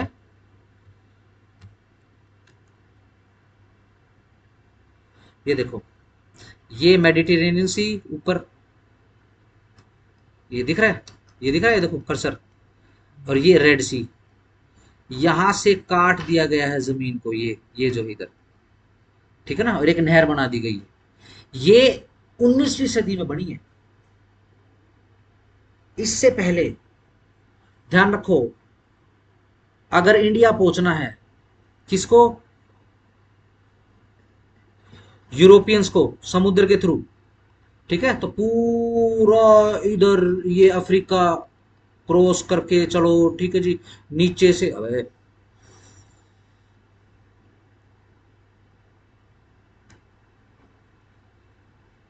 ठीक हो गया। फिर इधर से छुक छुक छुक छुक छुक छुक छुक छुक छुक छुक, फिर यहां पहुंचो। ठीक हो गया, सिंपल। हिंदुस्तान के बिना व्यापार नहीं होगा। इस देश का 2 टके का फेक इंश्योरेंस आपको लिखता रहे, आपको पढ़ाता रहे, अंग्रेज यहाँ पे व्यापार करने के लिए आए थे, घंटे का व्यापार करने के लिए। क्या क्या था उनके पास? कुछ भी नहीं थी। कुछ भी ऐसा नहीं था कि जो हम क्रिएट नहीं कर सकते थे, सिर्फ शराब के अलावा। और ऐसा नहीं कि शराब क्रिएट नहीं हो सकती थी, बट वो हमारे शास्त्रों के हिसाब से वो पेय पदार्थ नहीं है, सबसे घटिया क्वालिटी का पेय है वो। यहाँ पे पता नहीं किस किस चीज का रस मिल रहा है। ठीक है ना। अब ये देखो, इस्लाम आ गया, इस्लाम कहाँ आया, ये रो सऊदी अरेबिया में, हो गया, चलो जी फिर फैल गया। ये तुर्की, तुर्की के जरिए जो है यूरोप में फैल रहा है, इधर से जॉर्जिया, तुर्कमेनिस्तान, ये सारा अफगानिस्तान, पाकिस्तान, यहाँ तक आ गया है। ध्यान रखना, इस्लाम ये क्रिएट करना कुछ नहीं सिखाता, बस हाँ लूट लो, चोरी कर लो, मार दो, उड़ा दो, बस यही है। अब ट्रेड रूट डिस्टर्ब हो रहा है, दुनिया का सारा ट्रेड यहीं से चल रहा है, ठीक है ना। चाइना से सिर्फ रेशम आ रहा है, बस सिर्फ रेशम आ रहा है, सैकड़ों साल तक सिर्फ रेशम से ही काम चलता है चाइना का, ठीक है ना। ध्यान रखना, इंडिया में नहीं बिकता रेशम, हमें रेशम की जरूरत नहीं है। यहाँ तो ऐसे ऐसे लोग हैं जो पूरे जैनी होते हैं, वो तो बिल्कुल यूज ही नहीं करते। तो ये जमीन के जो रास्ते हैं, ये देखो, ये जमीन के जो रास्ते हैं ये बंद हो चुके हैं। अब यूरोप खोज कर रहा है हिंदुस्तान की, ठीक है ना, समुद्री रास्तों से पूरा यूरोप निकला हुआ है, इंडिया की खोज में निकला हुआ है। और देखो हमको क्या फेक हिस्ट्री पढ़ाई जाती है, पूरी दुनिया हिंदुस्तान की खोज कर रही है, और हमें हमको क्या पढ़ाया जाता है, ये बैर करने के लिए ऐसे ऐसे ऐसे वैसे, पता नहीं क्या क्या पढ़ाते हैं, छोड़ो जाने दो। डन हो गया। तो अब क्या हुआ, जो लोग हिंदुस्तान तक पहुंच गए, जैसे पुर्तगाल पहुंच गया, ठीक हो गया, वास्को डी गामा पहुंच गया, ठीक हो गया। अब वो क्या है, यहां से जहाज से सामान लेकर आ रहा है, वास्को डी गामा ने खोज कर ली रास्ते की, तो अब यूके एक्सेट्रा भी पहुंच गए हैं, अंग्रेज भी पहुंच गए हैं। अब यहाँ से वो जहाजों पे, जहाजरानी के थ्रू सामान लाते हैं और यूरोप की तरफ जाते हैं। बीच में ये जो बाकी बचे हुए जो दूसरे यूरोपियन कंट्रीज हैं, जिनको अभी तक इतनी बड़ी बड़ी शिप्स बनानी नहीं आती हैं, ठीक है ना, वो इनकी, अंग्रेजों की, पुर्तगालियों की जहाज लूटते हैं, ठीक है ना। ध्यान रखना, ये यूरोपियन कम्युनिटी भी ये आज तक कुछ ढंग का क्रिएट नहीं कर पाए हैं, ये सब कुछ यहाँ का पैसा लूट के लेके गए हैं एशिया का, और ऑफकोर्स हमारा, ठीक है ना। फिर साइंटिस्ट से दिमाग लगवाते हैं। अगर आप एक एवरेज अंग्रेज को देखोगे तो बड़ा ही फुअड़ दिमाग का होता है, उससे ज्यादा जाहिल शायद कोई रेस नहीं है दुनिया पे, ठीक है ना। उसको पोटी करने के बाद उसको बेचारे को धोने का भी नहीं आता, तो क्या है वो, कोई साइंटिफिक माइंड है क्या, नहीं, they are a class duffers. चलो कोई बात नहीं। अब क्या है, समुद्र में ही लड़ाइयां हो रही, सारी लड़ाइयां समुद्र में ही हो रही, ठीक हो गया। तो उस समय 1856 में, ठीक है जी, 1856 तक तो ईस्ट इंडिया कंपनी का पूरी धरती पर राज हो चुका था, ये फ्रांसीसी तो बहुत पीछे रह गए थे, ठीक है ना। तो पेरिस के अंदर एक कन्वेंशन होता है, एक प्रोटोकॉल बनाया जाता है, क्या कि भैया समुद्री लुटेरों को लेकर, ठीक है ना, कोई अगर किसी देश का झंडा नहीं है तो उसको समुद्री लुटेरा बना दिया जाएगा, ठीक है ना। अगर समुद्री लुटेरा बना गया तो अब उसके साथ लड़ाई होगी, एक दूसरे देश के जहाज एक दूसरे में आपस में नहीं लड़ेंगे, वो मिलकर समुद्री लुटेरों के खिलाफ लड़ेंगे, ठीक है जी। और ये समुद्रों के अंदर ये जो, मान लो आपने जहाज लूट लिया लुटेरों ने, अब वो जहाज सिर्फ जहाज जहाज थोड़ी लूटेगा, हर एक आदमी और औरत को मारेगा उस जहाज के ऊपर जो है, जहाज का कैप्टन भी नहीं बचेगा। क्यों, उसको तो जहाज में भी कब्जा करना है। तो रूल्स बनाए गए कि भाई जहाज के अंदर सिविलियन है तो आपको लूटना है, आप लूट लो, लेकिन सिविलियन को आप कुछ नहीं कहोगे, ठीक है ना। क्यों, ध्यान रखना, उस समय सिर्फ सोना चांदी ही नहीं कारोबार में जाता था, उसमें तो आदमी और औरतें भी जाती थी, गुलामों का भी व्यापार होता था, ठीक हो गया। आज पूरे ग्लोब के ऊपर आपको जो अफ्रीकन ओरिजिन के जो बंदे हैं वो आपको दिखाई देंगे, ये किस लिए, क्योंकि यूरोपियन ने इनका भी माल व्यापार किया था, ठीक है, पूरे में है। अब क्या है, वो अपनी जगह पे ले जाके इन पे अत्याचार करते थे, आज वो अत्याचार सामने आ रहे हैं। ब्लैक लाइफ मैटर्स जैसे बड़े बड़े मूवमेंट्स चलते हैं, अंग्रेजों की छिताई होती है, जो भी अंग्रेज है वहाँ पे, ठीक है ना। अब ये फिर बुरा मानते हैं, लेकिन करे क्या, अब तो भैया इंटरनेशनल लेवल पे है, ठीक हो गया, चलो डन। लिखो number 2, Hague, Hague convention, HAGUE, Hague convention 1899 and 1907।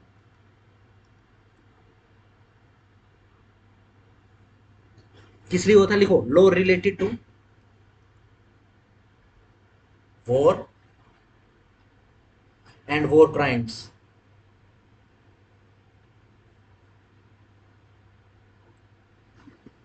Number 3 लिखो, सिंपल हेडिंग बनाओ, Geneva conventions, GENEVA, Geneva conventions.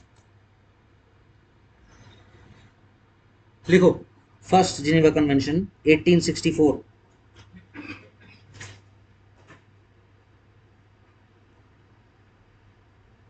किसके विषय में है? लिखो ह्यूमन ट्रीटमेंट।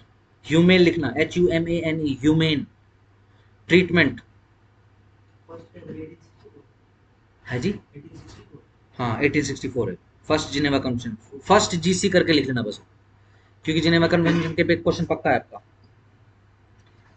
ठीक है जी। क्या है? ह्यूमेन ट्रीटमेंट ऑफ घायल व युद्धबंदी। लिखो next, Geneva convention 1906।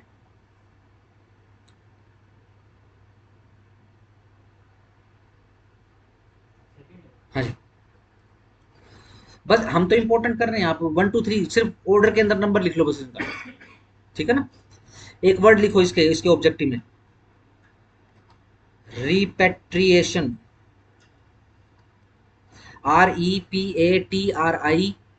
REPATRIATION, repatriation, युद्धबंदियों की घर वापसी। ये इसके विषय में था। लिख लिया? लिखो GC, Geneva convention 1929। Geneva convention 1906 का फेल हो गया, ठीक है, क्योंकि फर्स्ट वर्ल्ड वॉर ब्रेकआउट हो गया। फर्स्ट वर्ल्ड वॉर ब्रेकआउट, जब फर्स्ट वर्ल्ड वॉर खत्म हो जाती है तब जिनेवा कन्वेंशन 1929 हेल्ड होता है। ठीक है ना? देखो किस लिए है? Treatment of prisoners of war. इस जिनेवा कन्वेंशन के अंडर ये बोल दिया जाता है कि रेड क्रॉस सोसाइटी करेगी ये काम। जो भी बीमारों का इलाज है हर देश में लड़ाइयों में रेड क्रॉस सोसाइटी करेगी, और रेड क्रॉस सोसाइटी को टारगेट पे नहीं लेना है आपको। ठीक है ना? सभी देशों ने बात मान ली, यूरोप के सभी देशों, ध्यान रखना सभी देश मतलब उस समय का यूरोप, बस ये यूरोप को ही पूरी दुनिया मानते थे। ठीक है ना? इसी माइंडसेट में यूरोप आज भी है, जो धीरे धीरे टूट रहा है। चलो, दोबारा बताना एक बार। क्या कहाँ से? इसमें बोला गया था क्या? इलाज कौन करेगा इसमें? Red cross society. जो भी मेडिकेशन का काम है वो रेड क्रॉस सोसाइटी करेगी। ठीक है ना? और रेड क्रॉस सोसाइटी के, मान लो रेड क्रॉस सोसाइटी के जो ये सैनिक के ड्रेस में ही होते हैं, बट इनकी टोपी का कलर अलग होता है, इनकी जो जैसे फीते होते हैं ना, ऐसे बैच वगैरह होते हैं, ये अलग डिजाइन के होते हैं, ये दूर से ही चमकते हैं। और रेड के ऊपर व्हाइट कलर का तो अलग से ही चमकेगा, या फिर व्हाइट के ऊपर रेड कलर का क्रॉस अलग से ही चमकेगा। ठीक है ना? पूरे यूरोप ने बोला हाँ चलो ठीक है, हम कुछ नहीं करेंगे। ध्यान रखना, ये जो लोग हैं जो बोल रहे हैं ठीक है रेड क्रॉस सोसाइटी ही करेगी और हम युद्ध बंदियों के साथ ऐसे नहीं करेंगे और वैसे नहीं करेंगे, इसके अंदर हाँ भरने वाला एक जर्मनी नाम का देश भी है। ठीक है? ध्यान रखना, कहानी बन रही है, कहानी का पहला स्टेप आया है। जर्मनी ने भी बोला है क्या? ठीक है जी, हम रेड क्रॉस सोसाइटी को कुछ नहीं कहेंगे और युद्ध बंदियों को हम कुछ नहीं कहेंगे। ध्यान रखना, युद्धबंदी सिर्फ फौजी को नहीं बोलते हैं कि दूसरे देश का फौजी अगर आपने अरेस्ट कर लिया तो वो युद्धबंदी हो गया। नहीं, अगर आपने कोई सिविलियन भी अरेस्ट कर लिया है eight the time of the war तो वो भी युद्धबंदी है। ध्यान रखना। ठीक है जी, नेक्स्ट लिखो, जेनेवा कन्वेंशन 1949। 1949। चलो जी, सेकेंड वर्ल्ड वॉर भी खत्म हो चुकी है। रेड क्रॉस सोसाइटी क्या करेगी? हिटलर ने तो 60 लाख युद्धी मार दिए, इंक्लूडिंग बच्चे, इंक्लूडिंग बच्चियां, औरतें, वृद्ध वृद्ध, जरट, सब खत्म। इतनी एट्रोसिटी करी कि करोड़ों की पॉपुलेशन जो है वहां से निकली यूरोप से। बहुत कम पॉपुलेशन इसराइल जाकर बस पाई वहां पे। ठीक हो गया? ये बहुत बड़ा क्लोट है क्रिश्चियनिटी के ऊपर। आज तक क्रिश्चियनिटी इसको, इस धब्बे को वोट नहीं पाती। क्रिश्चियनिटी कैसे छुपाती है? अगर नहीं, हमने नहीं किया, हमने नहीं किया। आपने देखा है हिटलर का झंडा देखा है, उसके ऊपर सतिया स्वास्तिक का निशान बना हुआ है। तो ये तो हिटलर तो अपने आप को आर्य मानता है, ये तो हिंदुओं ने किया है असल में। देखना कभी एक coward theory of Christianity, basically ये आज तक किसी भी मैसेकेयर की जिम्मेदारी नहीं लेते हैं। इनसे अच्छे तो वो आतंकवादी हैं जो मार के लोगों को, उनसे जिम्मेदारी तो लेते हैं। इनके अंदर तो वो गट्स भी नहीं है, और इन आतंकवादियों से कहीं ज्यादा लोग मार चुके हैं पिछली सदी में। ठीक हो गया? चलो आगे आ जाओ, आओ लिखो, फिफ्थ लिखो, जिनेवा कन्वेंशन प्रोटोकॉल 1977, प्रोटोकॉल लिखो, 1977 में बने हैं प्रोटोकॉल। क्योंकि मतलब नहीं रहा ना फिर उसका 1949 के अंदर जो आई है, या फिर उससे पहले जो 1929 के जिनेवा कन्वेंशन, क्या मतलब बना? कुछ भी मतलब नहीं बना। 77।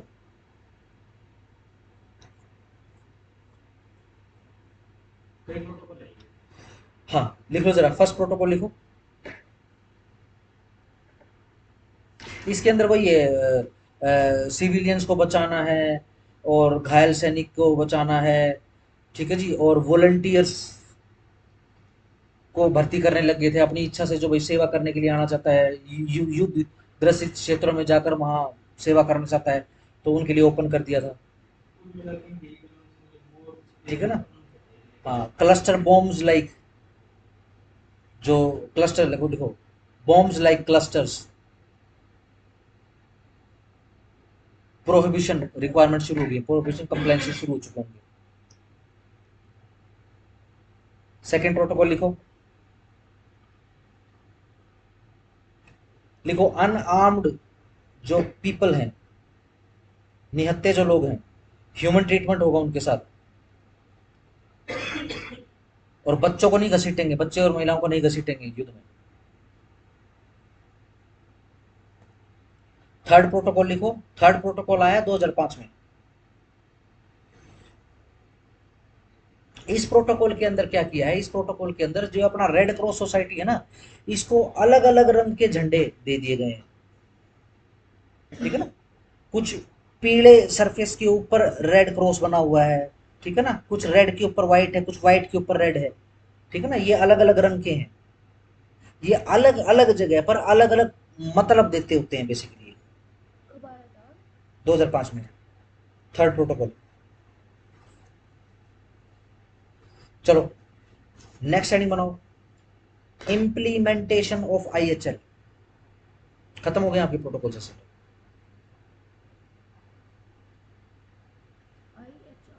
IHL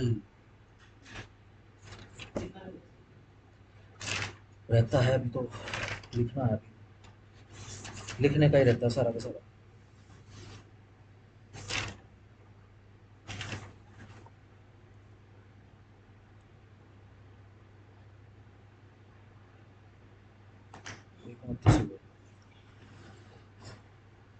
प्रॉब्लम क्या है? प्रॉब्लम फिर से वही बात है, सोवरेनिटी तो है ही नहीं। अब यूएनओ कोई लॉ बना देगा या रेड क्रॉस कोई लॉ बना देगी, दूसरा देश मान ले, ऐसा जरूरी है क्या? ठीक है ना।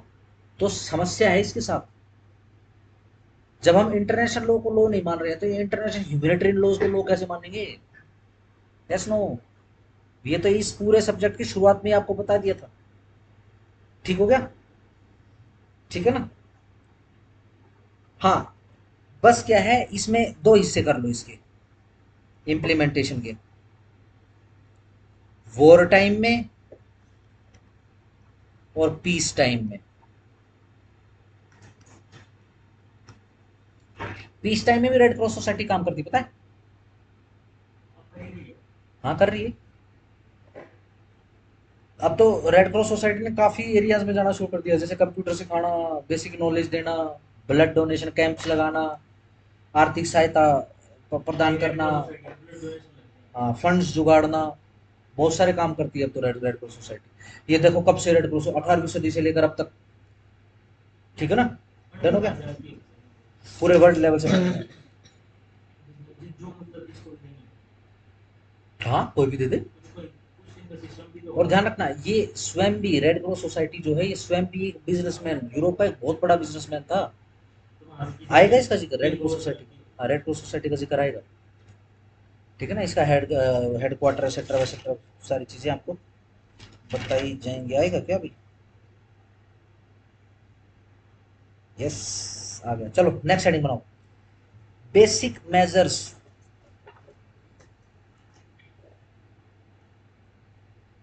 For implementing IHL।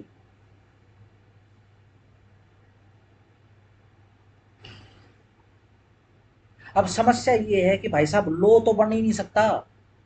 मान लो अमेरिका ने या स्विट्जरलैंड ने लॉ बना दिया, ये रेड क्रॉस सोसाइटी ने लॉ बना दिया, हिंदुस्तान बाउंड है क्या उसको मानने के लिए? नहीं। लेकिन अगर मान ले तो अच्छा है, बुरा तो या फिर नुकसान तो नहीं है, ठीक है ना। तो इसमें मेनली मेनली क्या आएगा, सिंपल लिख लो, to educate peoples, comma army, peoples army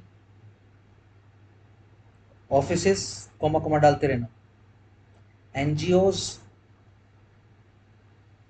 international organisations, about the policies of Red Cross societies as well as about IHL। बस इतना लिख लो।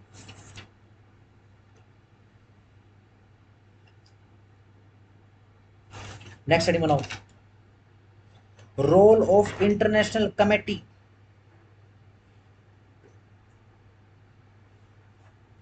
Of the red cross. किस चीज में? इंप्लीमेंटेशन ऑफ IHL के अंदर।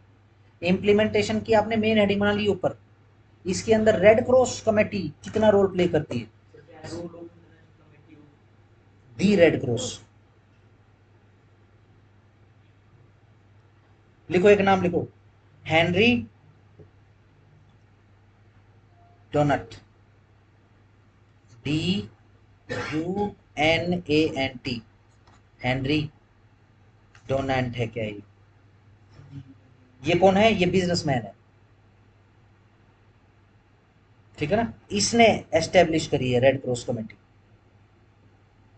कब? 1863 में। इसका हेडक्वार्टर कहाँ है? जिनीवा।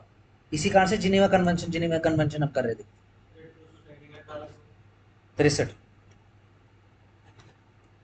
हेडक्वार्टर कहाँ है? जिनीवा। सोचो जरा, देखो अब थोड़ा सा दिमाग लगाना पड़ेगा।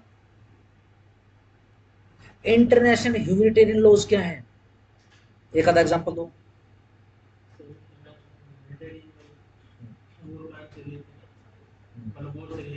हाँ भाई, वॉन्डेड सैनिक्स की मदद करनी है, उनको मेडिकल ट्रीटमेंट करना है, सिविलियन को कुछ नहीं कहना है, बच्चों को कुछ नहीं कहना है, ठीक है। यही काम रेड क्रॉस कर रही है सोसाइटी, और ये तो प्रैक्टिकल लेवल पर कर रही है। तो इंटरनेशनल ह्यूमैनिटेरियन लॉज में सबसे इंपॉर्टेंट रोल प्ले करता है उसको बनाने में, उनकी इंप्लीमेंटेशन में। दुनिया की सबसे बड़ी ऑर्गेनाइजेशन में से एक है ये अभी भी। दुनिया के लगभग हर देश के अंदर रेड क्रॉस सोसाइटी काम करती है, रेड क्रॉस कमेटी काम करती है। रेड क्रॉस सर, ये तो ये हम वो करते हैं, जैसे EMD में वो जाते हैं, कोई इवेंट होगा, कुछ और होगा, ब्लड डोनेट नहीं, जैसे कुछ भी फंक्शन इवेंट है, जैसे CGI आया था उसमें, हाँ हाँ, तो इनको वो एक कुर्ता पकड़ा देते हैं, हाँ, और ये पानी की बोतलें होंगी, ये सब, हाँ हाँ हाँ, बिल्कुल, स्टूडेंट होते हैं, कोई भी काम कर सकते हैं, उनको सर्टिफिकेट, ठीक है ना। अब देखो कितने लोगों को पता चलेगा रेड क्रॉस क्या है, फिर ये जाएंगे सर्च करेंगे, और मान लो कोई फिलांथ्रोपिक बंदा है, वो क्या करेगा, वो इनको डोनेट कर देगा। पूरी दुनिया से डोनेशन उठाती है सोसाइटी, ठीक हो गया।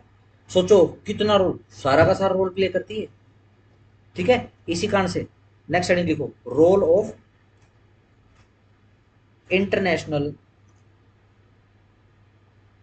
Humanitarian fact finding commission.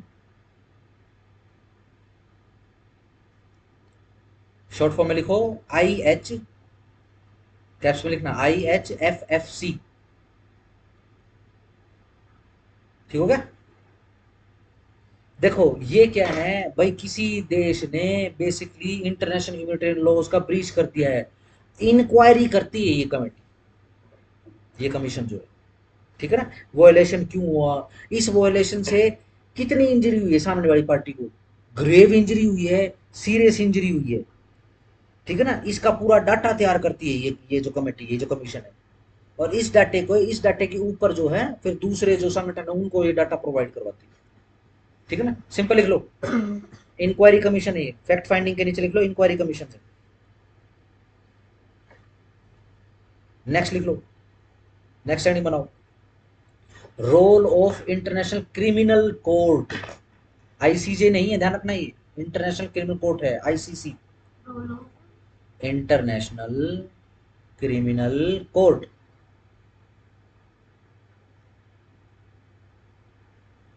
लिखो established 17 July 1998, came into force लिखो 1 जुलाई 2002,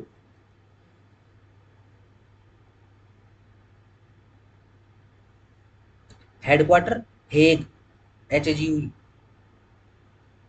हेग कहाँ है, नीदरलैंड्स। ठीक हो गया।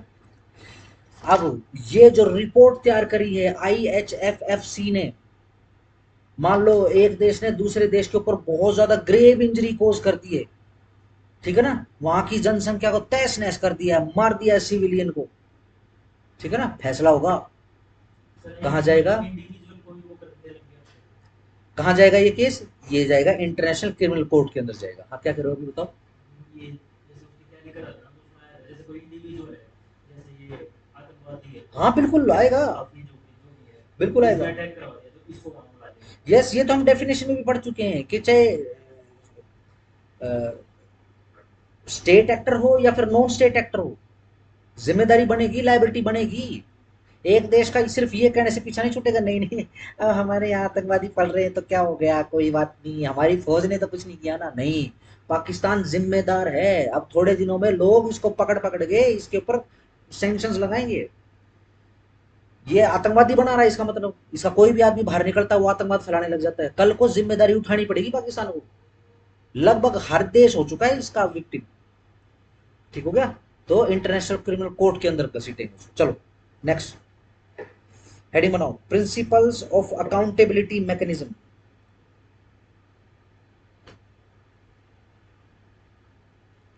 Principle of accountability mechanism.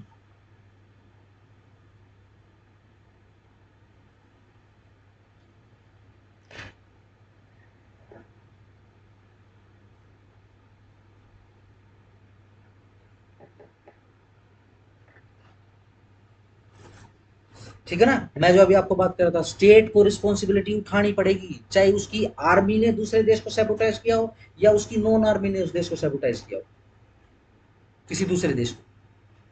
ये गलत काम करने वाले देश की सरकार जिम्मेदारी उठाएगी। लिख लो जरा इसको, लिख लो, सिंपल सा एग्जाम, पाकिस्तान को जिम्मेदारी उठानी पड़ेगी, याद हो जाएगा।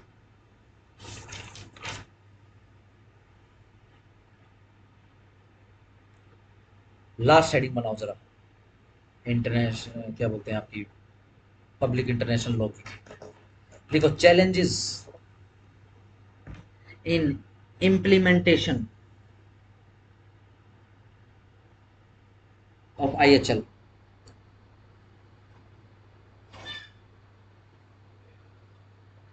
अब इंप्लीमेंट कैसे करें, ये तो समस्या है। इस समस्या के कारण क्या है, लिखो number 1, no nodal organization, NODEL, nodal organisation.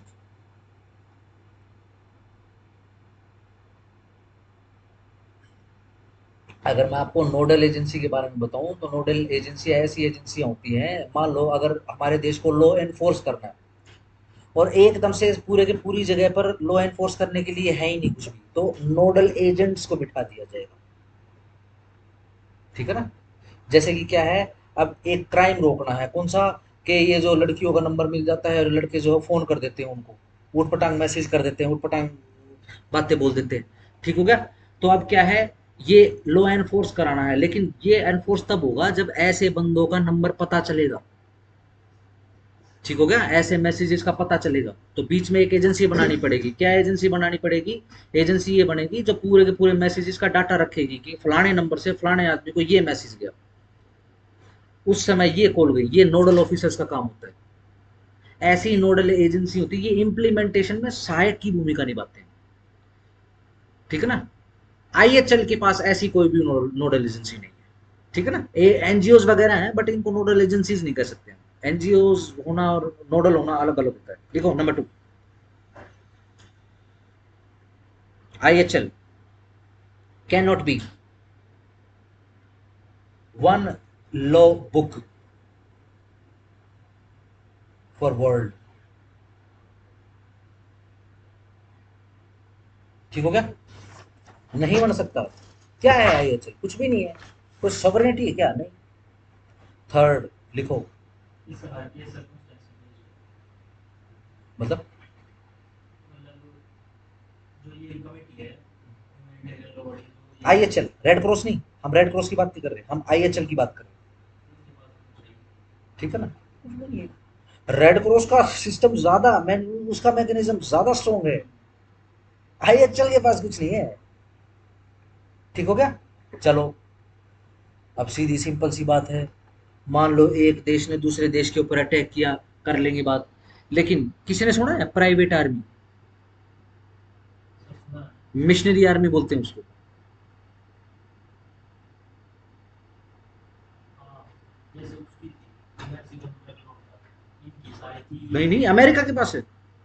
देखो वो तो ग्रुप ही हो गया, वो तो पूरा क्या कहूँ, मतलब वो तो एक तरीके से गैंग हो गया वो तो, है ना, ड्रग डीलिंग गैंग हो गया। मैं तो आर्मी की बात कर रहा हूँ। आप आतंकवादियों को भी आतंकवादी बोलना पड़ता है, इनको आर्मी नहीं कह सकते। कोई भी पाकिस्तान में पागल हो जाए, वो बोलेगे हम इस्लाम की आर्मी है, बराबर? क्या ही आर्मी है? तू आतंकवादी है तू। ध्यान रखना, आतंकवाद की या फिर क्रिमिनल की बात नहीं कर रहा, मैं आर्मी की बात कर रहा जैसे हूँ। प्राइवेट अमेरिका के पास ही है। अमेरिका के अंदर एजेंसियां बनी हुई हैं, क्योंकि अमेरिका क्या है, अलग अलग देशों में अपने सैनिक भेजता होता है। ठीक है ना? जिस देश के साथ बिगड़ जाती है उसी में सैनिक भेज देता है, वहां पे मारकाट मचाते हैं वो लोग।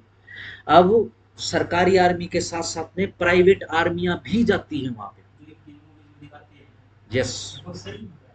यस, ऐसा सही नहीं है। और ऐसा अब से ऐसा अब एजेंसी है कॉन्ट्रैक्ट ऐसा अब से नहीं है, ऐसा वर्ल्ड वॉर 1 और कभी से ही है। बेसिकली जो पाश्चात्य जो सोसाइटी उसमें कभी से ही है। एक स्टीवन स्पीलबर्ग की बड़ी अच्छी मूवी है, उसमें वर्ल्ड वॉर 2 के ऊपर लड़ाई पे है, सेविंग प्राइवेट रायन। किसी ने देखी मूवी? बड़ी शानदार मूवी है, उससे ज्यादा एग्जैक्ट मूवी नहीं। नॉर्मैंडी बीच की क्या पिक्चर उतारी उसने भाई साहब, और आपको रियलिटी में ऐसा लगेगा वो मूवी देख के कि सच में ही जंगे मैदान के अंदर हो। इस तरीके से उसकी सिनेमाटोग्राफी कर रखी है।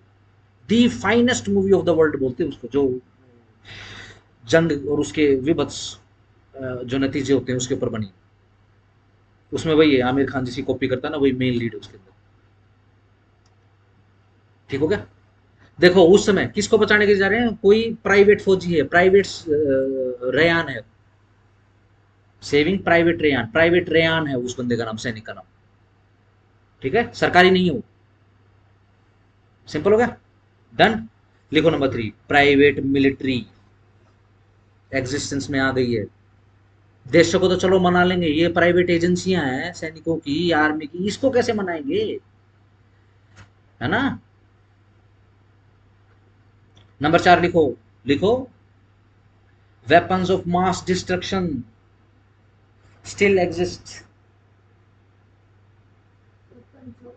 मास, MASS, डिस्ट्रक्शन, DESTRUCTION, डिस्ट्रक्शन अभी भी है भैया।